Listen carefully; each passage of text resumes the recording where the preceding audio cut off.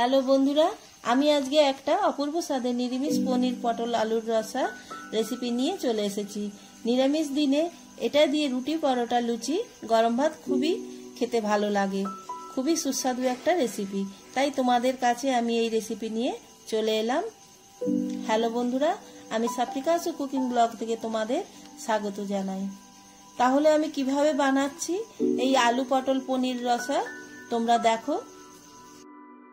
এখানে 3টে মাঝারি সাইজের আলু এভাবে ডুমো ডুমো করে কেটে নিয়েছি আর একটুখানি নুন দিয়ে 2 মিনিট ফুটিয়ে নেব। আর এখানে আছে 12টা পটল এইভাবে কেটে নিয়ে ভালো করে ধুয়ে নুন হলুদ মাখিয়ে রেখেছি। আর এখানে আছে 150 গ্রাম পনির এইভাবে বড় বড় টুকরো করে কেটে নিয়েছি।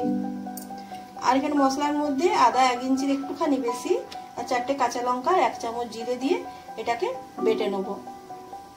আর একটা টমেটো বেটে নেব। আর ফোড়নের জন্য একটা শুকনো লঙ্কা, তেজপাতা আর 2টো ছোট এলাচ, 2টো লবঙ্গ, একটা দারচিনি, এগুলো ফোড়নের জন্য। আর এখানে কাজু আছে 8টা, এটাও জলে ভিজিয়ে বেটে নেব। আর এখানে আছে 1 চামচ কাশ্মীরি লঙ্কা গুঁড়ো আর 1 চামচ হলুদ গুঁড়ো, এটা জলে গুলে রাখবো। আলুগুলো 2 মিনিট ফুটিয়ে নিয়েছি। এবার গ্যাসটা বন্ধ করে আলুগুলো তুলে নেব। এবারে কড়া গরম হয়ে গেছে, পরিমাণ মতো তেল দিয়ে দেবো।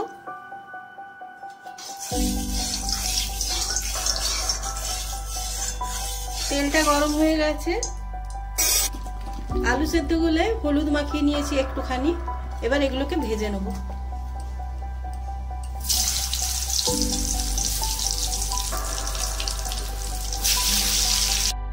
আলুগুলো এইভাবে লাল করে ভেজে নেব আর সেদ্ধও হয়ে যাবে ভাজলে। আলুগুলো লাল করে ভেজেও নিলাম আর সেদ্ধও হয়ে গেছে। আলুগুলো নামিয়ে নেব। আলুগুলো তেল থেকে তুলে নেব।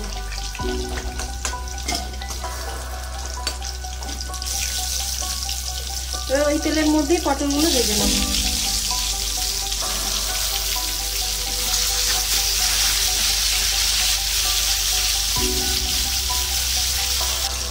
পটলগুলো লাল করে ভাজা হয়ে গেছে, পটলগুলো তুলে নেব।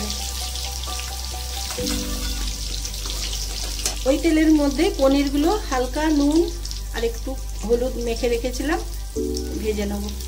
হালকা করে ভাজবো।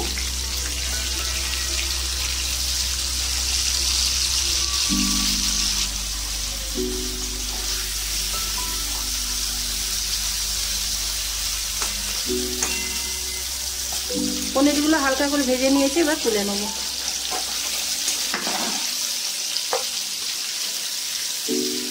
এবার ওই তেলের মধ্যে 1/2 চামচ ঘি দিয়ে দেবো। এবার দিয়ে দেবো একটুখানি শুকনো লঙ্কা, একটা তেজপাতা ছেড়ে দিলাম। আর এর মধ্যে আছে একটুখানি জিরে, 2টো ছোট এলাচ আর দারচিনি, লবঙ্গ আর একটুখানি হিং, এটা দিয়ে দিলাম ফোড়নে। ফোড়নটা একটু ভাজা ভাজা হয়ে যাবে।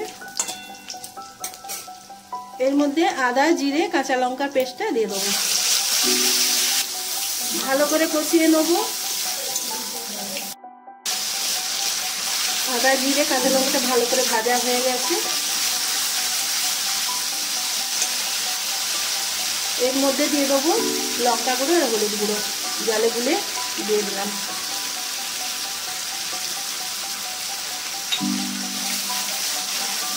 ভালো করে কষিয়ে নেব। ভালো করে লঙ্কা হলুদ থেকে কষে নিলাম। এবার দিয়ে দেবো টমেটো পেস্টটা।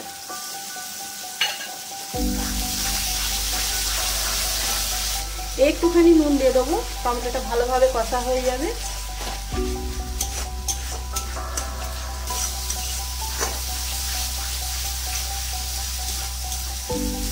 টমেটোটা তেল ছেড়ে দিয়েছে, ভালোভাবে কষা হয়ে গেছে। এবার এর মধ্যে কাজু বাটাটা দিয়ে দেবো। ভালো করে কষিয়ে নেবো যতক্ষণ না তেল ছাড়ছে। কাজু বাটাটাও তেল ছেড়ে দিয়েছে। এবার এর মধ্যে একটুখানি গরম মশলা গুঁড়ো দেবো। তোমরা রান্নার শেষেও দিতে পারো। একটুখানি দিলাম, 1/2 চামচের মতো। আমি মশলা কষতে কষতে দিয়ে দিই, একটু কষিয়ে নেবো। এবার এর মধ্যে আলু ভাজাগুলো পটল দিয়ে ভালো করে কষিয়ে দেবো। 1 মিনিট মশলার সঙ্গে একটু ভাজা ভাজা করে নিলাম। আলু পটলটাকে এবার জল দিয়ে দেবো। আলু যে সেদ্ধ করেছিলাম সেই জলটা দিয়ে দেবো।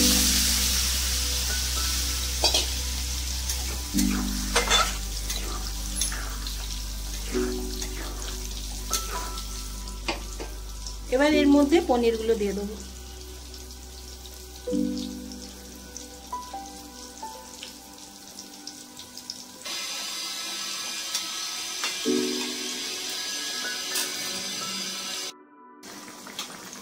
আলু পটল তরকারিটা ফুটে উঠেছে, এবার ঢাকা দিয়ে দেবো।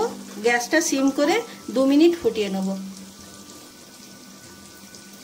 2 মিনিট হয়ে গেছে, ঢাকাটা খুলে নেব। এইভাবেই রাখবো, গ্রেভিটা এইভাবেই থাকবে।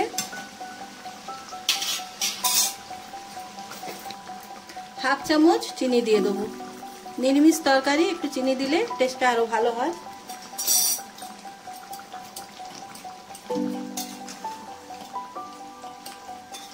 আর একটু ফুটিয়ে নেব। একটু গ্যাসটা বাড়িয়ে দিলাম। একটু ভাজা জিরে গুঁড়ো দিয়ে দিলাম। এবার বন্ধ করে দেবো, গ্যাসটা বন্ধ করে দেবো।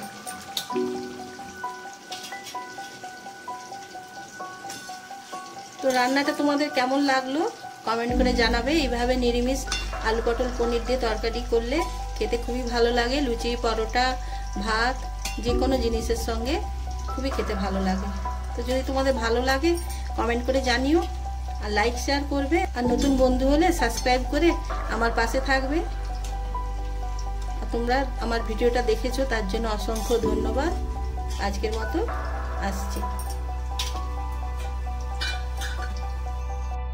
আমি যে শুরুতে ঘি দিলাম আর মশলা কষার সময় গরম মশলা দিলাম, তোমরা রান্নার শেষে ঘি গরম মশলা দুটোই দিতে পারো।